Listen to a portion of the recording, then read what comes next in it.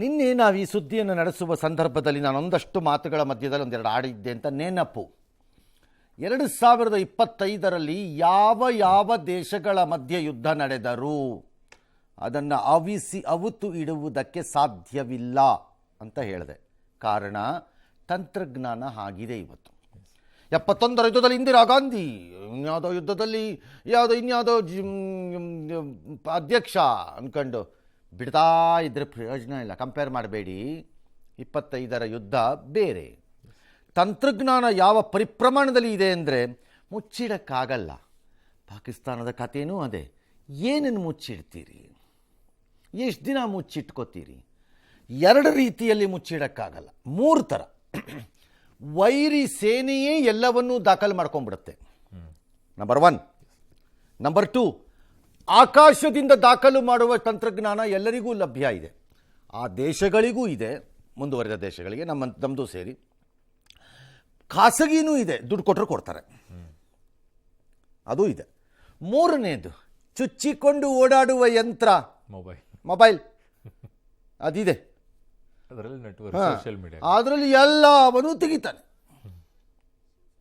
ಹಿಂಗನ್ನಿಸ್ಬಿಟ್ಟು ಹಿಂಗೆ ಜೂಮ್ ಮಾಡಿ ಅವನೇ ತೆಕ್ಕಂಬರ್ತಾನೆ ಹೋಗತ್ಲ ಕಡೆಗೆ ಅಂತ. ಹಾಗಾಗಿ ಅವು ಸಿಡಕ್ಕಾಗಲ್ಲ. ಈಗ ಆಗಿರೋದು ಅದೇನು. ಪಾಕಿಸ್ತಾನಕ್ಕೆ ಈ ಸಿಂಧೂರ ಏಟಿನ ಎಫೆಕ್ಟ್ ಒಂದೊಂದಾಗಿ ಬರ್ತಾ ಇರೋಂಗೆ ಕಾಣಿಸ್ತಿದೆ. ವಿಲ ಒದ್ದಾಡ್ತಿದೆ. ಭಾರತ ನಡೆಸಿದ ಆಪರೇಷನಿಂದ ಏನೂ ಹಾನಿ ಆಗಿಲ್ಲ ಅಂತ ಬಿಡ್ತಾ ಇತ್ತು ರೈಲನ್ನು. ಕೊನೆಗೆ ಈಗ ಏನು ಮಾಡ್ತು? ಅಯ್ಯಯ್ಯೋ ಆಗ್ಬಿಟ್ಟಿದೆಯಲ್ಲ, ಏನು ಮಾಡೋದು ಅಂತ ಪಾಪ ಒಪ್ಕೊಂಡಿದ್ದಾರೆ. ಯಾರು? ಆ joker prime minister. Is an absolute joker, I will tell you. Absolute joker ಅದು. ಇಸ್ಲಾಮಾಬಾದಲ್ಲಿ ಯಾವುದೋ ಕಾರ್ಯಕ್ರಮದಲ್ಲಿ ಮಾತಾಡಿ ಆಪರೇಷನ್ ದುರ್ದ ಯಶಸ್ಸನ್ನು ಒಪ್ಪಿಲ್ಲ. ಏನಾಯಿತು ಆಪರೇಷನ್ ಹೇಳಿದ್ದಾರೆ. ಇದು ಸ್ವಲ್ಪ ನಮ್ಮವ್ರದ್ದು ಎಕ್ಸ್ಟ್ರಾ ಮಸಾಲ ಇದ್ದಂಗಿದೆ ಇಲ್ಲಿ. ಮೇ 10ರಂದು ಭಾರತೀಯ ಕ್ಷಿಪಣಿಗಳು ನೂರ್ ಖಾನ್ ವಾಯುನೆಲೆ ಮೇಲೆ ಬಿತ್ತು. ರಾತ್ರಿ 2:30 ಸಮಯ, 9:10 ರಾತ್ರಿನಲ್ಲಿ, ಅಂದರೆ 10 ನಮ್ದು ಆಗಿದ್ದದು ನಡೆದಾಳೆ. ನನಗೆ ಮುನೀರ್ ಫೋನ್ ಮಾಡಿದ್ದ. ಮುನೀರ್ ಅಂದರೆ ಅವರ ಸೇನಾ ಅಧ್ಯಕ್ಷ ಮಾಡಿದ್ದ. ಸರಿ ಏನಪ್ಪ ಸಮಾಚಾರ ಅಂತ ಮಾತಾಡಿದಾಗ ಅವ್ರು ಹೇಳಿದ್ರು, ಅದು ಆ ನೂರ್ ಖಾನ್ ಇದೆಯಲ್ಲ, ನೂರ್ ಖಾನ್ ವಾಯುನೆಲೆ, ಅದರ ಮೇಲೆ ಭಾರತೀಯರು ಒಂದಷ್ಟು ಮಿಸೈಲ್ಗಳು ಹಾಕ್ಬಿಟ್ಟಿದ್ದಾರೆ, ಎಲ್ಲ ಬಿದ್ದುಬಿಟ್ಟಿವೆ, ಏನು ಮಾಡೋದು? ನಾವು ಮಾಡಿದ್ದೀವಪ್ಪ ಅಂದ. ಅವನೇನು ಮಾಡಿಲ್ಲ, ಸುಮ್ಮನೆ ಬುರುಡೆ ಬಿಟ್ಟ ರೈಲ್ನ ಅವನು ಅಂತ ಪಾಪ ಈ ಪ್ರೈಮ್ ಮಿನಿಸ್ಟರು ಓಪನ್ ಸ್ಪೀಚಲ್ಲಿ ಹೇಳಿಬಿಟ್ರು. ಸರಿ, ನಾವು ಚೀನಾ ಕ್ಷಿಪಣಿಯಿಂದ ದಾಳಿಗೆ ಮುಂದಾಗಿದ್ವಿ ಅಂತಂದರು. ಆಗಿರ್ಬೋದು, ಚೀನಾ.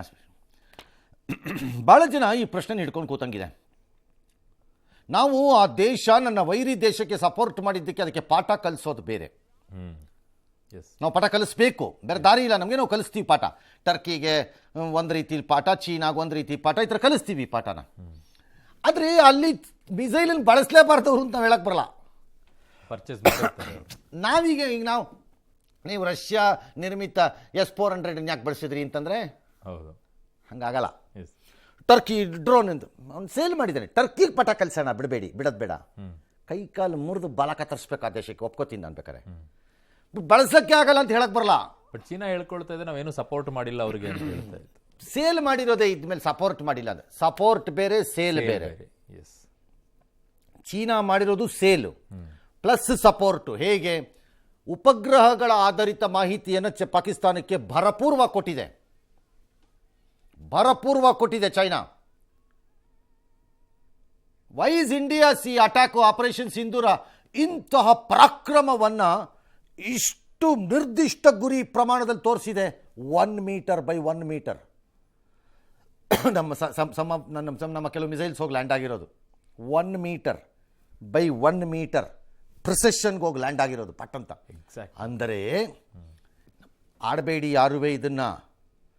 ಸುಮ್ಮನೆ ರಂಗನಾಥ್ ಹೇಳ್ಬಿಟ್ರು ನಾವು ಆಡಕ್ಕೆ ಹೋಗ್ಬಿಡೋಣ ಅಂತ ಹೋಗಿಬಿಟ್ಟಿರ. ಆಮೇಲೆ ಅದು ಆಡಬಾರ್ದು ಆಟನ. ಮೀರಿ ನೋಡಿದ್ದೀರಾ? ಮೀರಿ ಆಟ, ಗೋಲಿ ಮೀರಿ. ಗೋಡೆ ಕಡೆ ಇರುತ್ತೆ, ಹಳ್ಳ ಇರುತ್ತೆ, ಇಲ್ಲಿಂದ ಹಿಂಗೆ ಹಾಕ್ತೀವಿ, ನೋಡಿದ್ದೀರಾ? ಹೊಳಕ್ಕಂತ ಹೋಗಿ ಬೀಳ್ಬೇಕದು ಹಳ್ಳಕ್ಕೆ. ಅಷ್ಟು ಹತ್ತಿರದಲ್ಲಿ ನಿಂತು ಹಾಕ್ತೀರಿ. 8 ಅಡಿ 10 ಅಡಿ 9 ಅಡಿಲಿ ಬೀಳಲ್ಲ, ಆಗಲ್ಲ. ಇದು 130 140 160 ಕಿಲೋಮೀಟರ್ ಟ್ರಾವೆಲ್ ಮಾಡಿದೆ ಮಿಸೈಲ್ಗಳು. ಟ್ರಾವೆಲ್ ಮಾಡಿದ ಮೇಲೆ they are so well guided. ಅಷ್ಟು ಚೆನ್ನಾಗಿ ಗೈಡ್ ಆಗಿದೆ ಅವು ಅಂತಂದರೆ, ಅಂದರೆ ಪ್ರಿಸಿಷನ್ ವಿಚಾರದಲ್ಲಿ ನಿರ್ದಿಷ್ಟವಾಗಿದೆ ಅದರದ್ದು ಗುರಿ ಅಂತಂದರೆ, ಬಿಕಾಸ್ ಆಫ್ ತಂತ್ರಜ್ಞಾನದಿಂದಾಗಿ. ಮತ್ತು ಸ್ಯಾಟಲೈಟಿಂದ ಬಂದಿರುವ ಗ್ರಿಡ್ ಮಾಹಿತಿಯಿಂದಾಗಿ ಎಕ್ಸಾಕ್ಟ್ ಮಾಹಿತಿ ತಂದಿಟ್ಟಿದೆ ಅದು ಅದು ಇದು ಹೋಗಿ ನಮ್ಮ ನೀರಿನೆಲ್ಲ ಬಿಟ್ಟು ಹಿಂಗೆ ಎಷ್ಟಾಗಿ ಗೊಲಿ ಬಿದ್ದು ಬಿಡುತ್ತಲ್ಲ ಹಂಗೆ ಹೋಗಿ ಬಿದ್ದಿದೆ ಕಟಕ್ಕಂತ. ಇದು 1 ಮೀಟರ್ ಬೈ 1 ಮೀಟರ್ 100 ಕಿಲೋಮೀಟ್ರ್ ಹೋದ ಮೇಲೆ ಮಿಸೈಲ್ ಅಲ್ವೇ ಏನೇ. ಸೊ ಹಾಗಾಗಿ ನಮ್ಮದು ಎಲ್ಲ ಬಂದಿದೆ, ಅವ್ರದ್ದು ಬಂದಿದೆ. ಇನ್ನು ಉಪರಾಷ್ಟ್ರಪತಿ ಅವರು ಪಾಕಿಸ್ತಾನದವ್ರು ಒಪ್ಕೊಂಬಿಟ್ಟಿದ್ದಾರೆ, ಆಗೋಗಿದೆ ಬಿಡು, ಆಯ್ತಾ ಬಿಡ್ರಪ್ಪ, ಇವಾಗ ಇನ್ನೇನು ಮಾಡೋದು. ಸರಿ, ಆಪರೇಷನ್ ದಿನಕರ್ ಜಗದೀಪ್ ಧನ್ಕರ್ ಅವರು ಉಪ ರಾಷ್ಟ್ರಪತಿಯವರು ಅಮೇರಿಕಾ ಉಗ್ರ ಲಾಡನ್ ವಿರುದ್ಧ ಮಾಡಿದ್ರಲ್ಲ ಅದಕ್ಕೆ ಹೋಲಿಸಿದ್ದಾರೆ. ನಿಮ್ಮ ಆಲೋಚನೆ ಸಂತೋಷಕ್ಕೆ ನೀವು ಯಾರಿಗೆ ಯಾವುದನ್ನು ಎಲ್ಲಿ ಬೇಕಾದ್ರೂ ಹೋಲಿಸ್ಕೊಳ್ಳಿ, ನೀವು ನನ್ನ ಪ್ರಕಾರದ ಹೋಲಿಕೆ ಅಲ್ಲ. ನಾನು ಹೇಳ್ತಿರೋದು ಮಿಲಿಟರಿ ವೈಸ್ ಹೋಲಿಕೆ ಅಲ್ಲ, ಮಾನಸಿಕವಾಗಿ ಹೋಲಿಕೆ ಬೇರೆ. ಆಹಾ ಮಧುಚಂದ್ರವೇ ಏನು ಪ್ರೇಮ, ಅಲ್ಲಿ ಏನು ಹನಿ, ಅಲ್ಲಿ ಜೇನುತುಪ್ಪ ಅಂದ್ಕೊಂಡು ಚಂದ್ರನ ವರ್ಣನೆ ಮಾಡ್ತಿಲ್ಲ, ಅದು ನಿಮ್ಮ ಇಷ್ಟ. ನಾನು ಯಾಕೆ ಬೇಡ ಅನ್ನಲಿ? ಹಾಂ, ಹಾಗೆ ಇದುವೆ ನಿಮ್ಮ ವರ್ಣನೆ ಏನು ಬೇಕಾದ್ರೂ ಮಾಡ್ಕೊಳ್ಳಿ. ಅಲ್ಲ ಮಿಲಿಟರಿಲಿ why American forces by foot ಅಂದರೆ ಅವರ ಕಾಲುಗಳು ಬೂಟ್ ಹಾಕ್ಕೊಂಡು ಅಲ್ಲಿ ಇಳಿದ್ರು ಕೆಳಕ್ಕವರು. ವಿಪರೀತ ದೂರ ಡಿಸ್ಟೆನ್ಸಲ್ಲಿ ರೆಡಾರ್ಗಳಿಗೆ ಸಿಗದಂತೆ, ಪಾಕಿಸ್ತಾನದ ಏರ್ಫೋರ್ಸ್ ರೆಡಾರ್ಗಳು ಅಥವಾ ಆರ್ಮಿನವ್ರು ಗೊತ್ತಾಗದಂತೆ ಹೆಲಿಕಾಪ್ಟರ್ಗಳನ್ನ ಚಾಲೂ ಮಾಡ್ಕೊಂಡ್ಬಂದರು ಅಲ್ಲಿಗೆ ಅಬುತಾಬಾದ್ಗೆ. ಇಳಿದ ಮೇಲೆ ಆಪರೇಷನನ್ನು ನಡೆಸಿ, ಲೈಕ್ ಎನಿ ಟೆರರಿಸ್ಟ್ ಆಪರೇಷನ್ ನಡೆಸಿ ಬಾಡಿ ಎತ್ತಾಕೊಂಡು ಹೋದ್ರು. ಪಕ್ಕದಲ್ಲಿ ಪಾಕಿಸ್ತಾನದ ಸೇನಾ ಶಿಬಿರ ಇದೆ, ಅಲ್ಲಿ ಯಾವ ಬಿನ್ ಲಾಡನ್ ಸಿಕ್ಕಿದ್ದ ಅದ್ರ ಪಕ್ಕದಲ್ಲಿ ಹಿಂಗೆ ಕಲ್ಲೊಡೆದ್ರೆ ಸಿಗೋ ಜಾಗದಲ್ಲಿ ಇತ್ತು, ಅದನ್ನು ದೇ ಡಿಡ್ ಇಟ್. ಹಾಗಾಗಿ ಇದು ಹಂಗಲ್ಲ. ಇಲ್ಲೇನು ಮಾಡಿದ್ವಿ ನಾವು, ಯಾಕಪ್ಪ ಹೋಗ್ಬೇಕು ಅಲ್ಲಿಗೆ, ಯಾಕಪ್ಪ ರಿಸ್ಕು, ಇಲ್ಲಿಂದನೇ ಹೊಡೆಯೋಣ ಬಾಣ ಅಂತ ಹೊಡೆದ್ರು. That is what is world is talking. ಪ್ರಪಂಚ ಇವತ್ತು ಮಾತಾಡ್ತಿರೋದು ಏನು ಅಂದರೆ, ಹೇಗೆ ಒಂದು ಹೊಸ ಯುದ್ಧ ನಿರೂಪಣೆಯನ್ನು ತಂದಿಟ್ಟಿದೆ ಭಾರತ. ಒಳಕ್ಕೆ ಹೋಗದೆ ಅಮಿತ್ ಶಾ 100 ಕಿಲೋಮೀಟರ್ ಅಂದಿದ್ದಾರೆ, 120, 140, 160 ಕಿಲೋಮೀಟರ್ವರೆಗೂ ಹೊಟ್ಟೋಗಿದೆ ಕೆಲವು ಕಡೆ. ಅದು ಹಾಗಾಗಿ ಹೇಗೆ ಹೊಡೆದ್ರು, ಒಳಕ್ಕೆ ಹೋಗಿಲ್ಲ, ಹಾಗೆ ಹೊಡೆದು ಬಂದಿದ್ದಾರೆ. ಪ್ರಿಸಿಷನ್ ಸ್ಟ್ರೈಕ್ ಅದು. ಒಳಗೆ ಹೋಗಿ ಹೊಡೆದು ಬಂದ್ರೇ ಕಷ್ಟ ಇವತ್ತಿನ ಕಾಲದಲ್ಲಿ ಕರೆಕ್ಟಾಗಿ ಬಾಂಬ್ ಹಾಕಿ ಬರೋಕ್ಕೆ. ಅಕ್ಯುರೇಟ್ ಆಗಿರೋದು ಇಲ್ಲೇ ಹೊಡೆದಿದ್ದಾರೆ. ಅಂದರೆ ಭಾರತ ಹ್ಯಾಸ್ ರೀಡಿಫೈನ್ಡ್, ಅದಕ್ಕೆ ಒಂದು ಹೊಸ ವ್ಯಾಖ್ಯಾನವನ್ನು ತಂದಿಟ್ಟಿದೆ. ಎಸ್. ಇನ್ನು ಪಹಲ್ಗಾಮ್ ದಾಳಿ ಪ್ರತೀಕಾರವಾಗಿ ಸರ್, ಭಾರತ ನಡೆಸಿದಂಥ ಆಪರೇಷನ್ ಸಿಂಧೂರದಿಂದ ಉಗ್ರಸ್ಥಾನ ಪಾಕ್ನ ಜಂಗಾಬಲವೇ ಕುಸಿದು ಹೋಗ್ಬಿಟ್ಟಿದೆ. ಸೊ ಇದೀಗ ಭಾರತ ಭಯೋತ್ಪಾದನೆ ನಿರ್ಮೂಲನೆಗೆ ಹೊಸ ಅಸ್ತ್ರವನ್ನು ಪ್ರಯೋಗ ಮಾಡ್ತಾ ಇವೆ. ಏನು ಅಂತಂದ್ರೆ, ಪಾಕಿಸ್ತಾನ ಮತ್ತು ಭಯೋತ್ಪಾದನೆ ಕೃತ್ಯಕ್ಕೆ ಪೂರ್ಣ ವಿರಾಮ ಹಾಕೋಕೆ ಒಂದೊಂದು ರಾಜತಾಂತ್ರಿಕವಾದಂಥ ಹೆಜ್ಜೆಯನ್ನು ಇಡ್ತಾ ಇದ್ವಿ. ಒಂದು 7 ಟೀಮನ್ನು ಮಾಡಿದ್ದೀವಿ, ಸರ್ವಪಕ್ಷ ಟೀಮು. ಅದನ್ನು ಈಗ ಬೇರೆ ಬೇರೆ ದೇಶಗಳಿಗೆ ಕಳುಹಿಸುವಂಥ ಕೆಲಸವನ್ನು ಮಾಡ್ತಾ ಇದ್ದೀವಿ. ಅಲ್ಲಿ ಹೋಗಿ ಹೇಳಿ ಬರುವಂಥದ್ದು ಪಾಕಿಸ್ತಾನ ಏನು ಮಾಡ್ತಾ ಇದೆ, ಯಾವ ರೀತಿಯಾದಂಥ ಪರಿಸ್ಥಿತಿ ಅಂತೇಳಿ. ಬಟ್ ಈಗ ಏನು ಚರ್ಚೆ ಆಗ್ತಾ ಇದೆ ಅಂತಂದರೆ, ಕಾಂಗ್ರೆಸ್ 4 ಹೆಸರು ಕೊಟ್ಟಿತ್ತು, ಅದನ್ನು ಬಿಟ್ಬಿಟ್ಟು ನೀವು ಬೇರೆ ಹಾಕೊಂಡ್ಬಿಟ್ಟಿದ್ರೆ ಶಶಿ ತರೂರ್ ಅವ್ರನ್ನ ಅಂತ ಅವ್ರ ಆಕ್ಷೇಪ. ಸೊ ಹಾಗಾಗಿ ಈಗ ಏನಾಗಿದೆ ಅನ್ನುವಂಥದ್ದನ್ನು ನೋಡೋಣ. ಇವರು 22ನೇ ತಾರೀಕು ಅಥವಾ 23ನೇ ತಾರೀಕಿನ ವೇಳೆಗೆ 10 ದಿನ ಪ್ರಯಾಣವನ್ನು ಮಾಡ್ತಾರೆ.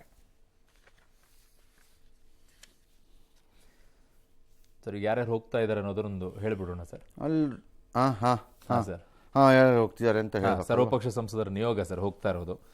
ಒಂದು ಶಶಿ ತರೂರ್ ಖರ್ಗೆ ಮಾತಾಡಿದಾರಲ್ಲ, ಇದೆ ಸರ್, ಮಾತಾಡಿ ನೋಡೋಣ.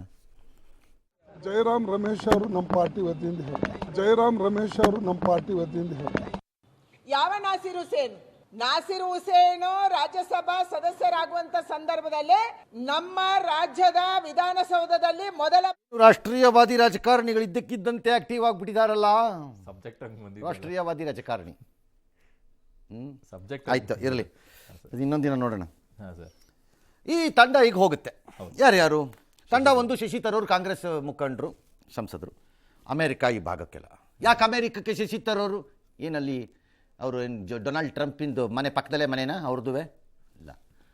ವಿಶ್ವಸಂಸ್ಥೆಯಲ್ಲಿ ಅಸಿಸ್ಟೆಂಟ್ ಸೆಕ್ರೆಟರಿ ಜನರಲ್ ಆಗಿ ನಂಬರ್ 2, ನಂಬರ್ 3 ಪೊಸಿಷನಲ್ಲಿ ವರ್ಕ್ ಮಾಡಿದ್ದಾರೆ ಭಾಳ ದೀರ್ಘಕಾಲ. ಹಾಗಾಗಿ ಅವರಿಗೆ ಅಲ್ಲಿ ಆಯಾಮಗಳು, ಅಲ್ಲಿ ವ್ಯವಹಾರಗಳು ಎಲ್ಲ ಸ್ವಲ್ಪ ಚೆನ್ನಾಗಿ ಗೊತ್ತಿದೆ ಅಂತ ನಮ್ಮ ನಂಬಿಕೆ. ಎರಡನೇದು, ಫಾರಿನ್ ಅಫೇರ್ಸಲ್ಲಿ ತಿಳ್ಕೊಂಡಿದ್ದಾರೆ, ಅದಕ್ಕೆ ಆಯ್ಕೆ. ಕಾಂಗ್ರೆಸ್ ಕತೆ ನಾವೇ ಹೆಸರು ಕೊಟ್ಟಿದ್ವಾ? ಅಲ್ಲ, ಹೆಸರು ಕೊಟ್ಟು ಸರ್ಕಾರ ಕೇಳಿದ್ದೇ ತಪ್ಪು. ಯಾಕೆ ಕೇಳಿದ್ರಿ ನೀವು? ಸರ್ಕಾರದವರು ಬಾಯಿ ಮುಚ್ಕೊಂಡಿರ್ಬೇಕು ತಾನೇ. ನಿಮ್ಮದು ಕಿರಿಕೆ, ನೀವು ಕಿರಿಕ್ ಗಿರಾಕಿಗಳೇ. ಯಾಕಪ್ಪ ಕೇಳಿದ್ರಿ? ಕೇಳಿದ್ಮೇಲೆ ಬಾಯಿ ಮುಚ್ಕೊಂಡವ್ರು ಕೊಟ್ಟಿದ್ದು ತಗೋಬೇಕಾಗಿತ್ತು, ಇಲ್ಲ ಕೇಳಬಾರ್ದು, ಇದ್ರ ಕೇಳಬಾರ್ದಾಗಿತ್ತು. ಒಂದು. ಎರಡನೇದು, ಕಾಂಗ್ರೆಸ್ ಕೇಳ್ತೀನಿ, ನೀವು ಕೊಟ್ಟಿದ್ದೀರಿ.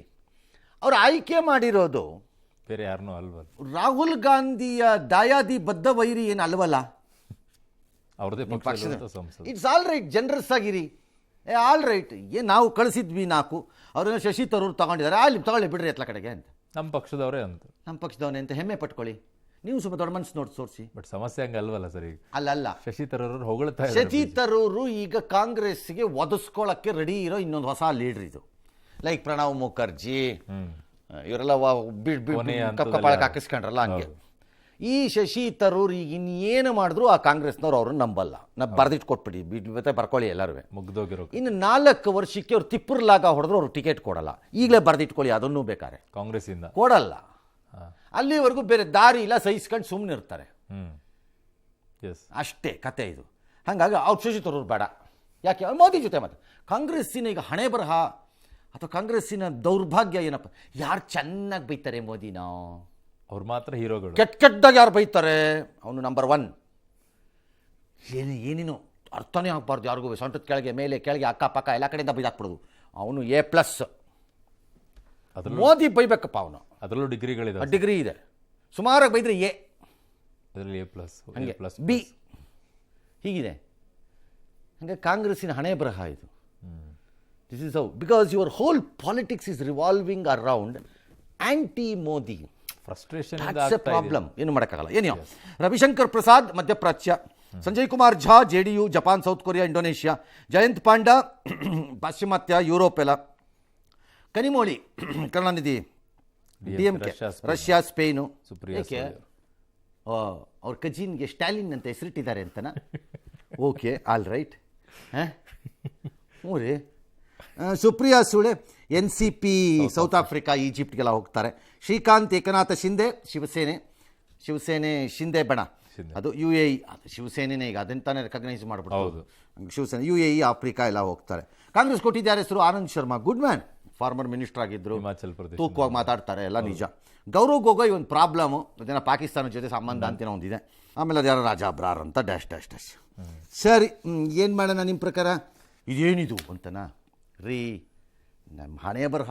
ನಿಮ್ಮನ್ನೆಲ್ಲ ಯಾವನು ಎಲೆಕ್ಟ್ ಮಾಡಿದ್ನೋ 4 ಟರ್ಮು 6 ಟರ್ಮು ರಾಜಕಾರಣದಲ್ಲಿ. ಕಾಂಗ್ರೆಸ್ನಲ್ಲಿ ಬೇರೆ ಯಾವ ಹೆಸರು ಈ ಡೆಲಿಗೇಷನ್ಗೆ ಬಹಳ ದೊಡ್ಡ ಇದಲ್ರಿ ಇದು. ಸಾಂಕೇತಿಕವಾಗಿ ನಡೆಸ್ತಾ ಇರೋಂತಹ ಒಂದು ಕ್ರಿಯೆ. ಫಸ್ಟ್ ಟೈಮ್ ಹೊಸ ಅಸ್ತ್ರ ಅಂತೆಲ್ಲ ನಮ್ಮ ಟಿವಿಲೂ ನೋಡಿದೆ. ಯಾವ ಹೊಸಾನೂ ಇಲ್ಲ, ಪಸಾನೂ ಇಲ್ಲ, ಇಲ್ಲಿ ಹಿಂದೆನೂ ಮಾಡಿದ್ದಾರೆ. ಇದರಿಂದ ಏನಾಗ್ಬಿಡುತ್ತೆ, ಅಮೆರಿಕ ಶಶಿ ತರೂರ್ ಹೋದ ತಕ್ಷಣ ಡೊನಾಲ್ಡ್ ಟ್ರಂಪ್ ವೈಟ್ ಹೌಸಿಂದ ಕಾಂಪೌಂಡ್ ಆಚೆ ಬಂದ್ಬಿಡ್ತಾರಂತೆ. ಬಂದು ಹೇಳೋಣ, ಅದೇನೇನು ಹೇಳ್ಬಿಡು, ನಾನು ಎಲ್ಲ ಬರ್ಕೊಂಬಿಡ್ತೀನಿ ಕ್ಲೀನಾಗಿ. ಈಗ ನಾನು ಕನ್ಫ್ಯೂಷನಲ್ಲಿ ಇದನ್ನು ಹೇಳು ಅಂದ್ಬಿಟ್ಟು ಬರ್ಕೊಂಬಿಡ್ತಾರಂತೆ. ಇಲ್ಲರಪ್ಪ, ಎಲ್ಲ ದೇಶಗಳಿಗೂ ತನ್ನದೇ ಆದ ಮಾರ್ಗಗಳು ದಾರಿಗಳು ಇರುತ್ತವೆ ಮಾಹಿತಿಗಳನ್ನು ಪಡ್ಕೊಳ್ಳೋಕ್ಕೆ.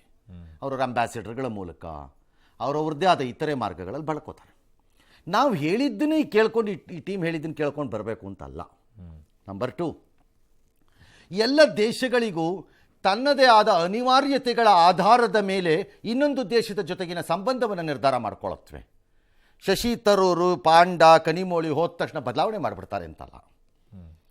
ಎಲ್ಲ ದೇಶಗಳಿಗೂ ಭೌಗೋಳಿಕವಾಗಿ, ರಾಜತಾಂತ್ರಿಕವಾಗಿ, ವ್ಯಾಪಾರ ವ್ಯವಹಾರದ ಮೂಲಕವಾಗಿ, ಹಳೆಯ ಸಂಬಂಧಗಳ ಗೆಳೆತನದ ರೂಪದಲ್ಲಾಗಿ, ಧರ್ಮದ ರೂಪದಲ್ಲಾಗಲಿ, ಐ ರಿಪೀಟ್, ಧರ್ಮ ನಮ್ಮ ದೇಶಕ್ಕೆ ಅಡ್ವಾಂಟೇಜ್ ಇಲ್ಲ. ಇದನ್ನೇ ಅಮಿತ್ ಶಾ ಹೇಳ್ತಾ ಇದ್ದಿದ್ದು. ಎಲ್ಲಿಗೆ ಹೋಗ್ಬೇಕು ಹಿಂದೂಗಳು? ಭಾರತ ಬಿಟ್ಟು ಧರ್ಮ ಅಂದರೆ Muslim. Why is Turkey supporting Pakistan? Muslim ಅಷ್ಟೇ, ಇನ್ನೆಂಥದ್ದು ಇಲ್ಲ ಅದರೊಳಗಡೆ, ಅಷ್ಟೇ. ಹೌದು. ಹಾಗಾಗಿ ಧರ್ಮದ ಆಧಾರದಲ್ಲಿ ಎಲ್ಲ ದೇಶಗಳಿಗೂ ತಂದೆ ಆದಿದೆ. ಹಾಗಾಗಿ ಇದು ಒಂಥರ ಪರ್ಸನಲೈಸ್ಡ್ ಆಗಿ ಹೋಗಿ ಎಕ್ಸ್ಪ್ಲೈನ್ ಮಾಡಿ ಬಂದೊಂದು ಹವಾ ಸೃಷ್ಟಿ. ಇದರಿಂದ ಏನೋ ಆಗ್ಬಿಡುತ್ತೆ ಅಂತ ಅಲ್ಲ. ಅದರಿಂದ ಕಾಂಗ್ರೆಸ್ ಅದನ್ನು ಅಷ್ಟೊಂದು ತಗೋಬಾರ್ದು. ಎಸ್